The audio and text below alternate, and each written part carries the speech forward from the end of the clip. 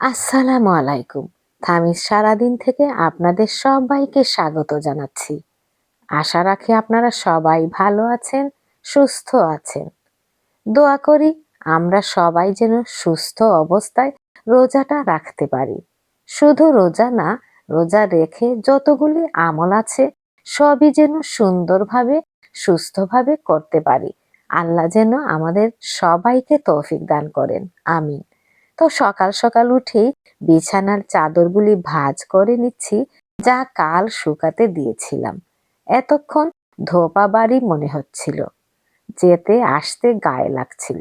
কি বলেন তো, এই যে ছোটখাটো ঝামেলা আমাকে ভীষণ বিরক্ত করে। আমি এরম বেশিক্ষণ এভাবে টানিয়ে রাখতে পারি না, যে কতক্ষণ শুকাবে আর এগুলো তুলে ভাঁজ করে নেব। আমার মনে হয় সবার বেলায় এরম হয়, তাই না? শুধু মুখে বলছি রোজা আসার আগে সব ক্লিন করে রেখে দেব, সব ইফতারি বানিয়ে রেখে দেব। দেখবেন রোজার দিনেও কাজের শেষ হবে না। এই সব কিছু তখনও করতে হবে। আমাদের মেয়েদের এই এক সমস্যা, কাজ টেনে টেনে খুঁজে বের করি। এই কথা আমার হাজবেন্ড সব সময় আমাকে বলে।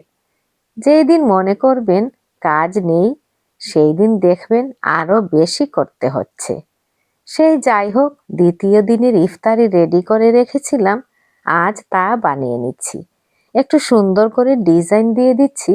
এই কাটার আমি অনলাইন থেকে আনিয়েছি। শুধু পিঠা নয়, আরো যা কিছু করতে চান, বানাতে চান, এই দিয়ে নতুন করে ডিজাইন দিতে পারবেন। আরো যেন কিসে ব্যবহারের জন্য নিয়েছিলাম, হঠাৎ মনে হলো এতে একটু করে দেখি। ভালোই লাগছে, কি বলেন? প্লিজ কমেন্ট বক্সে জানাবেন। আমাদের মাদের যে কোনো আর্টই পরিবারের সবাইকে মুগ্ধ করে, আর ঠিক তখনই কষ্ট সার্থক হয়। কমপ্লিমেন্ট শুনতে কার না ভালো লাগে বলেন? তো এইভাবে সবকটি পিঠা বানিয়ে নেব।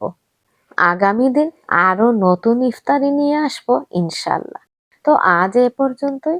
ভিডিওর কোন অংশ যদি এতটুকু ভালো লেগে থাকে, প্লিজ লাইক, শেয়ার এবং সাবস্ক্রাইব করবেন। আপনারা সবাই ভালো থাকবেন, হাসি মজায় থাকবেন আর নিরাপদে থাকবেন। আল্লাহ হাফিজ।